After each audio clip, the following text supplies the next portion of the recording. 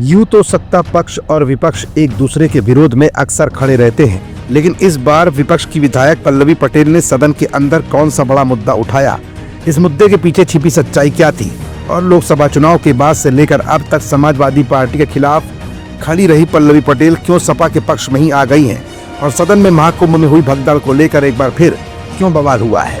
ये कुछ ऐसे सवाल है जिनका जवाब अपनी आज की इस रिपोर्ट में हम आपको दिखाएंगे भी और बताएंगे भी। दरअसल कल से शुरू हुए विधानसभा बजट सत्र के दौरान भाषाई मामलों पर जमकर बवाल हुआ, तो अब जरा बवाल की असली वजह भी जान ही लीजिए। दरअसल बजट सत्र के पहले दिन उर्दू और अंग्रेजी भाषा को लेकर सत्ता पक्ष और विपक्ष के बीच तीखी बहस देखने को मिली।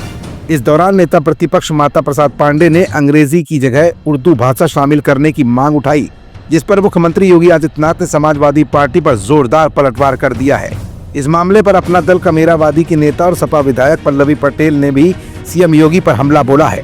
पल्लवी पटेल ने कहा कि बीजेपी का चाल, चरित्र और चेहरा उजागर हो गया है। वो हमेशा सांप्रदायिक चीजें आगे लाती है। सिराथू से सपा विधायक पल्लवी पटेल ने आगे कहा कि हमारी मांग है कि संस्कृत और उर्दू की भाषा सदन की कार्यवाही में शामिल की जाए तो और बेहतर रहता, क्योंकि किसी भी भाषा का ज्ञान आपके व्यक्तित्व में निखार लाता है। पल्लवी पटेल ने आगे कहा कि सीएम योगी कब तक अपना दोहरा चरित्र छिपाएंगे, कभी न कभी तो आएंगे ही। हमारे चरित्र पर उंगली उठाते उठाते सीएम योगी ने मान लिया है कि उनके स्कूल में अभी भी कमियां रह गई हैं। सपा विधायक ने आगे कहा कि सीएम योगी अगर ज्यादा बोलते तो ये भी मान लेते कि महाकुंभ में अव्यवस्था हुई है और जान माल का नुकसान हुआ है। बजट सत्र के दौरान इसी सदन में नेता प्रतिपक्ष माता प्रसाद पांडे ने भी अपनी आवाज बुलंद की।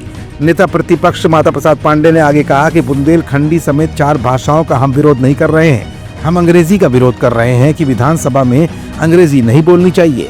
अगर यूपी विधानसभा में हिंदी नहीं बोली जाएगी तो क्या तमिलनाडु में बोली जाएगी। उन्होंने सीएम योगी आदित्यनाथ पर निशाना साधते हुए कहा कि बाबा का हिंदू मुस्लिम एजेंडा लगातार एक दूसरे के साथ शामिल रहता है, इसीलिए सब खोजते रहते हैं। कुल मिलाकर भारतीय जनता पार्टी की योगी सरकार जहां एक तरफ बजट सत्र में तमाम ट्रांसलेटर्स को बैठाल कर अलग अलग भाषाओं में सदन की कार्यवाही को लेकर अपनी पीठ थपथपा रही थी, तो वहीं विपक्ष ने उर्दू के मामले में एक बार फिर मुद्दे को उठाकर मुसलमानों की पैरोकारी की है।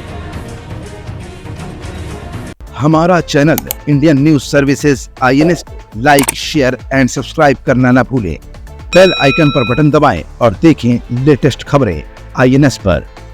INS, हर भारतीय की आवाज।